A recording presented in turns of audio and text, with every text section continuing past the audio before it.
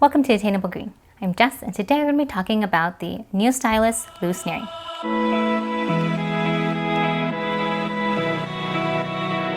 This is going to be a care collab video with orchids and finboss, plants and other things, and ninja orchids. We're going to share how we take care of this plant in our respective environments and setups. If you have this plant and you'd like to share your tips, please use the hashtag carecollab. I have the Neostylis Lou Sneary for several years now. I got it in 2018 and it's been a fairly faithful bloomer. The first year I got it, it had 3 spikes. The second year it had 1 spike. And on 2020 it tried to have 1 spike, but then it ended up getting sunburned, and then this year it's recovering. I'm going to share with you how I take care of this plant, and hopefully it will give you some guidance and also some tips on things to avoid. So first of all, I have this plant growing outside in my side yard 24/7. It's under a 50% shade cloth, and it gets about 6 to 8 hours during the summer season, and then in the winter season it's pretty much in full shade. This plant can tolerate a wide range of temperatures, so it's gone down to about 40 degrees Fahrenheit all the way up to about 90 degrees Fahrenheit in the summertime. As for humidity, it gets about 40 to 60%. It's considered a lower light vanda because it doesn't tolerate very, very high light, and in my case I have it under 50% shade, and it still gets some of that purple speckling throughout its leaves. So the anthocyanin is kicking in to kind of protect the leaves of this plant, and so I know that it's getting a decent amount of light even under 50% shade. As for water and fertilizer, I use my tap water, and I'm currently watering about 3 times a week in the summertime and about once a week, once every 2 weeks in the winter season. As it gets hotter, it needs more water and moisture, and then as it cools down, it needs less water. As for fertilizer, I currently am not fertilizing this plant. The first 2 years I had this plant, I fertilized it about once a week with about a 200 ppm of fertilizer. And currently, since it got sunburned, I'm just trying to back off and help it recover. So it doesn't have fertilizer right now, but I noticed that since then, the roots have been coming out a lot cleaner, and there's not a lot of like salt buildup or fertilizer burn on the roots. So I think this plant is doing fine without fertilizer, and I'm sure if I were to add a little bit more, I'd probably boost and speed up the growth. As for media, I currently have it potted up in a large bark mix in about a 6-inch pot, and the inside of the container actually has a net pot inside of it. So the majority of the pot is quite hollow and light, and it allows for this plant to get a lot of air.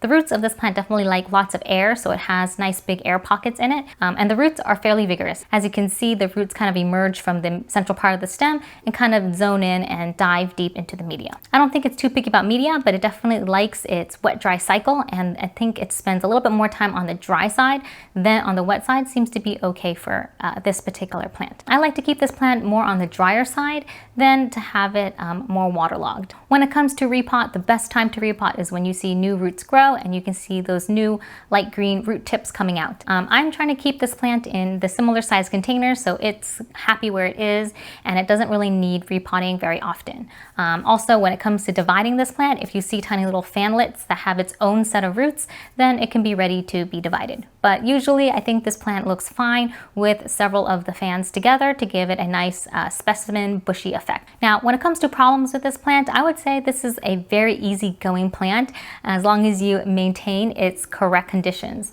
And in my case, it has been doing fine. It was a very faithful bloomer until that one year when we had this crazy heat wave and I sunburned basically half of the plant. So since then it's been in recovery mode, but it's still looking quite good. This one is considered a lower light vanda hybrid. It doesn't necessarily need a lot of light, and in my case I wanted to push the light levels of this plant to see how high it can go and how much it can tolerate.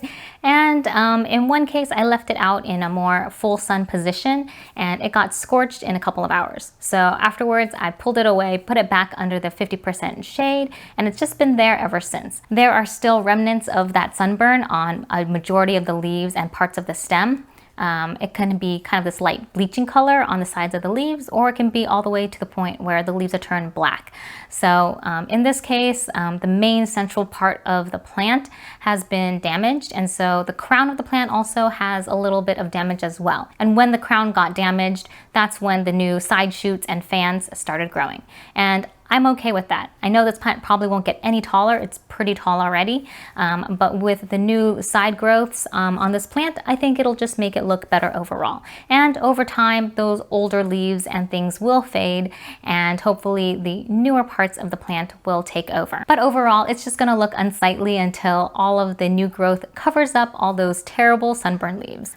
Another thing to note is that you just don't want to have too much salt fertilizer build up on the roots of this plant because it's very sensitive and it can cause those roots to burn. When the roots get burnt by too much salt fertilizer buildup, they may not grow as strong and as healthy as it needs to be. So you can look at the old parts of the roots, it kind of has this kind of brown marking on the top, and that is the salt damaging the outside part of the roots. As for the new roots themselves, since I didn't use fertilizer and the TDS of the water is not too high, the roots have been growing out nice and clean, and it is diving into the media. So I'm hoping that this new flush of growth will sustain this plant, give it a nice healthy kickoff so that maybe next year these small little fanlets will grow and hopefully bloom. So when the crown of the main stem of the plant is damaged, there will be no more leaves coming from the top. And that means there's no more space for new growth or new spikes to emerge. So as you can see, there's gonna be no more flowers coming from that central stem, only from these two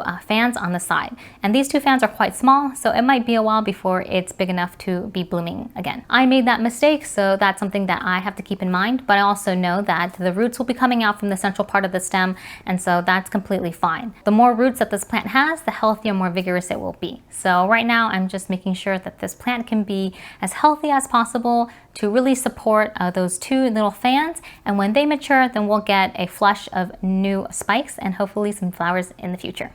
So that's what I wanted to share with you about my Neostylis Lou Sneary. There are some things that are great, and this is a very easygoing plant, but if you do make mistakes, it's not the end of the world, and it definitely will recover. I hope you will watch all the other YouTube channels that are part of this Care Collab and see how they are growing their Neostylis Lou Sneary.